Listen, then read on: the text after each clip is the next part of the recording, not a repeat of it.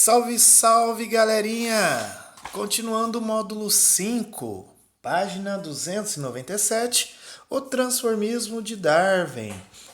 Charles Darwin foi um naturalista inglês que, como Lamarck, defendia uma teoria transformista. Tá? Não esquecendo que Charles Darwin nasceu em 1809 e faleceu aí em 1882. Ele foi um estudioso, na área da medicina, mas desistiu, foi para um outro curso, abandonou a medicina, foi para um outro curso, que é a teologia, que estuda as religiões, mas o que fascinou ele mesmo, o que fez com que ele entrasse de cabeça, nos estudos, foi a viagem que ele fez aí a bordo do navio Beagles, então ele deixou tudo para trás, deixou a medicina, a teologia e foi viajar pelo mundo afora.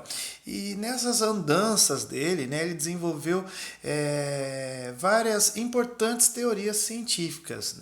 Darwin coletou aí materiais, e acabou identificando e classificando alguns animais, plantas, fósseis, rochas e minérios, alguns minerais. Então, assim, ele acabou criando mecanismos científicos, tá? Não esquecendo que ele passou, ele andou pelo mundo. Quando eu falo que ele andou pelo mundo, ele viajou para alguns países europeus, passou aí pelos continentes africano, americano, pela Oceania, coletando e observando alguns seres vivos e não vivos, tá bom? A teoria de Darwin sobre a evolução dos seres vivos, que ele chamou de descendência com a modificação, foi construída através das suas observações a bordo do Beagles, tá bom? Aqui na América do Sul, os seus estudos foi baseado, foi na verdade focado nos fósseis, que em latim quer dizer escavado, tirado da terra, que são quaisquer vestígios, de vestígio seria pegadas, tocas, estercos. Quando ele fala esterco, eu prefiro dizer que é coprólito, tá? As fezes dos animais que dominaram o nosso planeta. Isso há milhares e milhares de anos, que são os dinossauros, tá bom?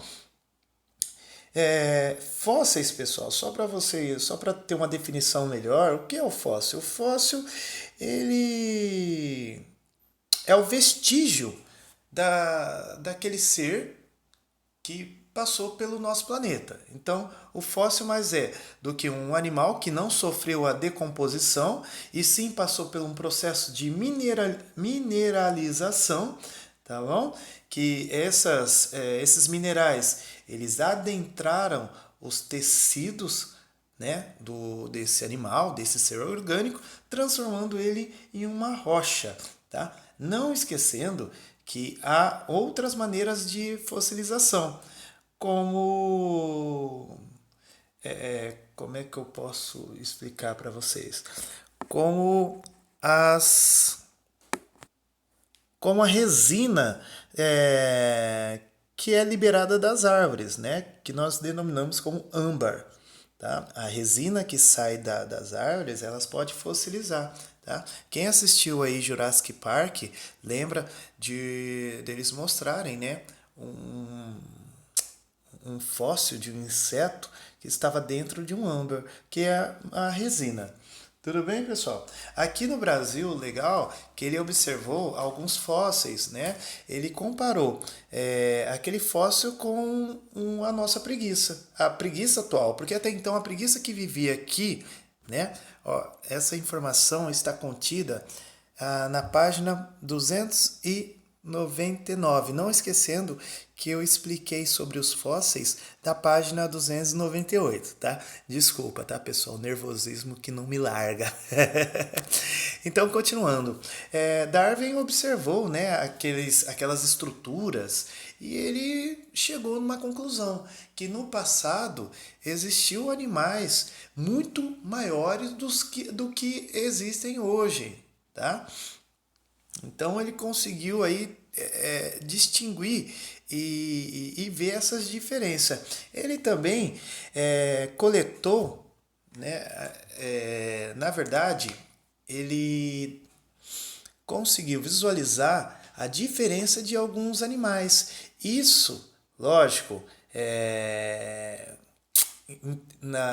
essa visualização se deu no momento que ele chega nas Ilhas Galápagos e ele consegue, né, ver várias espécies de pássaros, tá bom? E ele, na cabecinha dele, começou a traçar uma ideia sobre essa diferenciação, né, sobre essa variabilidade de seres ali nas Ilhas Galápagos, né? Mas ele teve uma ajuda, né, do economista Thomas Malthus, 1766, nascimento, a 1834. Malthus teorizava que a população humana crescia mais rapidamente do que a capacidade de produzir alimentos, o que provocaria conflitos constantes entre os povos. Darwin imaginou que esses princípios também poderiam se aplicar ao mundo natural. Para ele, os seres vivos estão em conflito permanente por recursos ambientais, como alimento e abrigo. Os mais adaptados ao ambiente vencem e assim garante a própria sobrevivência e, consequentemente, a de seus descendentes, enquanto os menos aptos são eliminados.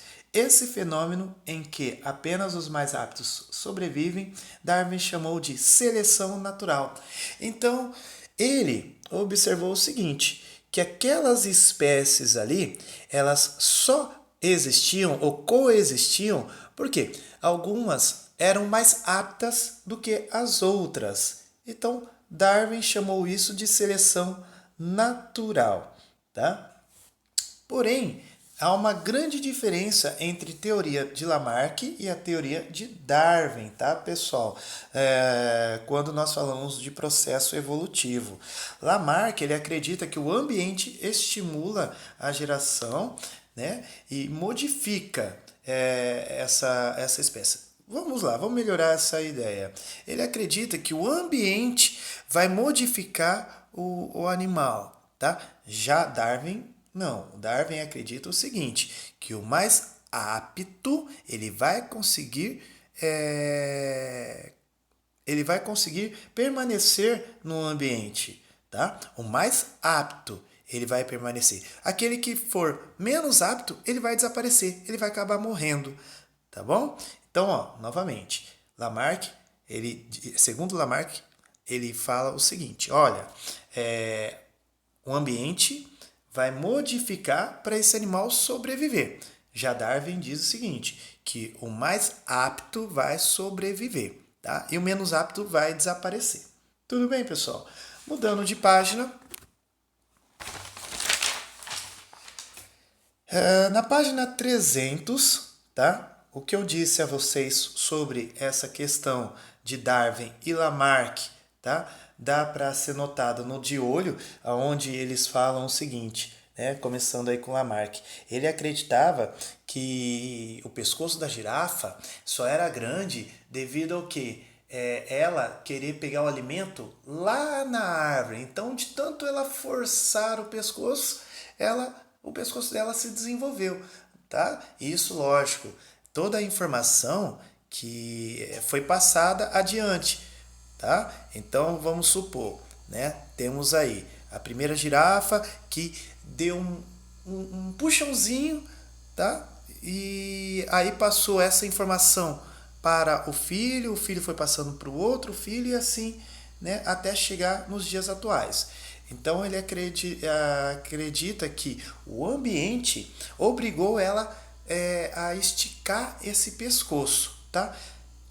Enquanto Darwin acredita o seguinte, que tinha várias girafas, tá, naquele ambiente, e como o alimento do chão, né, acabou, vamos dizer, a grama acabou e só tinha as árvores, aqueles animais que eram mais aptos conseguiam pegar o alimento na árvore.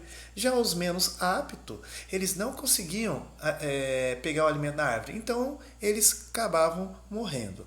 Tá bom? Temos um esquema aí que demonstra isso que eu comentei com vocês sobre os mais aptos, que a variabilidade na população seleciona, né, os seres mais aptos. Então, só vai sobreviver aqueles que são mais aptos. Aqueles que não são tão aptos vão desaparecer. Tá? E a ciência criada por Darwin foi se transformando ao longo do tempo. Né? Teve Mendel, o pai da genética, que conseguiu agregar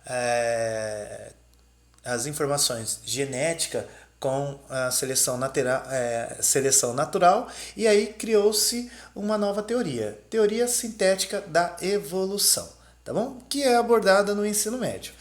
Virando a página, não esqueça que na página 301 temos uma atividade a ser desenvolvida, tá, pessoal?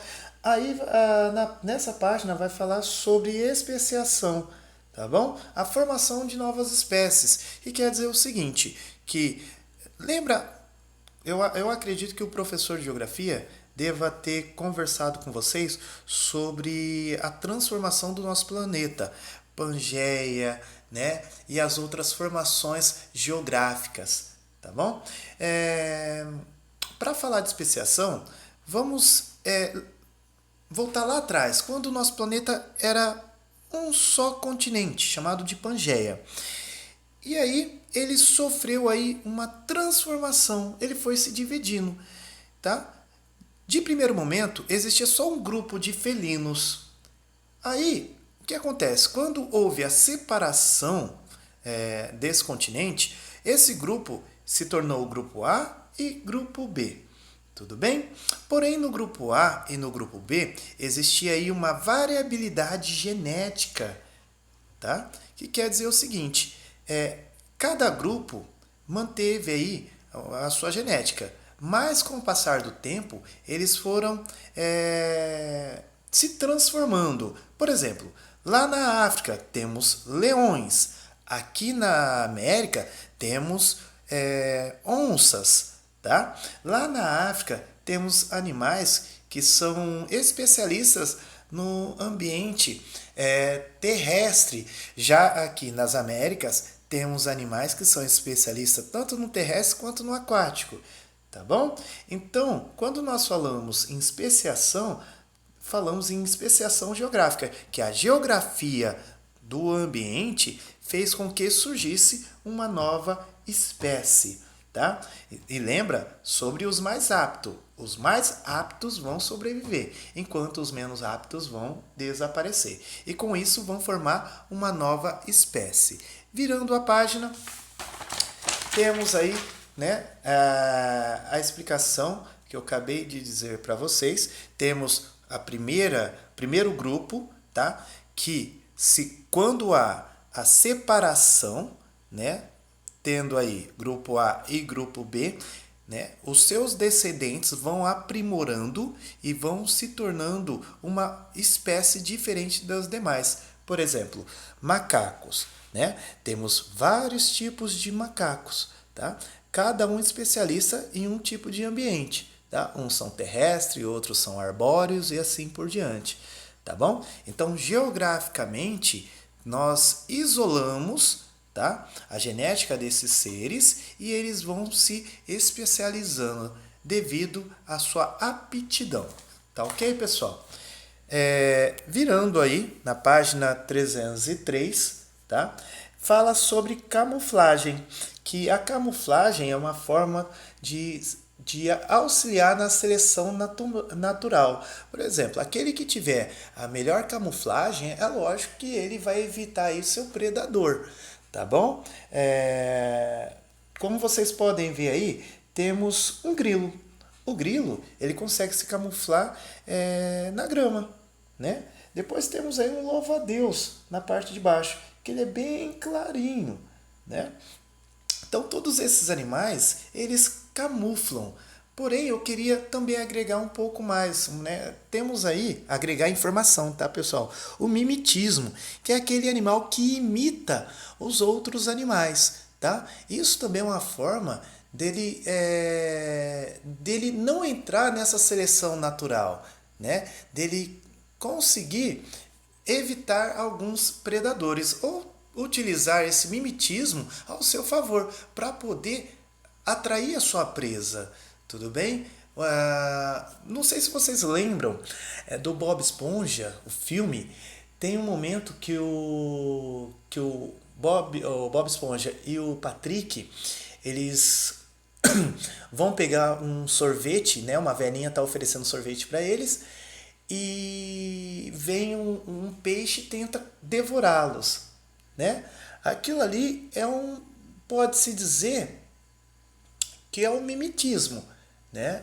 Ele ganhar um formato de um outro ser para poder predar a sua presa, tá bom, pessoal? Então, camuflagem e mimetismo, tá? Estão intimamente ligados com a seleção natural, tá bom? Continuando, tá? Pessoal, não esqueçam de fazer aí as atividades da página 304, 305, 306, ok? Até a próxima aula, um grande abraço, até mais!